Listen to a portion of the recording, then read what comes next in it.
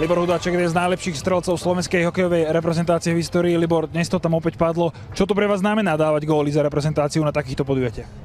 Tak je to čest pre mňa, takže je to pekné, že môžem aj takto pomôcť týmu a som rád, že to tam dneska šťastne padlo a škoda, no. Mal som viac šanci, mohol som dať viac gólov, ale nevadí.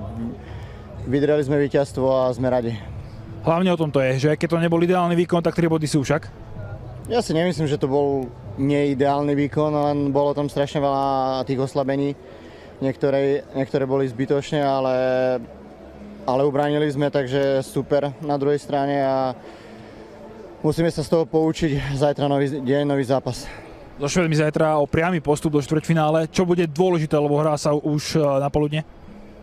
Zregenerovať a pozrieme si video, pozrieme si ich hru a čo najlepšie oddychnúť, nabrať nové síly a znova do monteriek a do boja.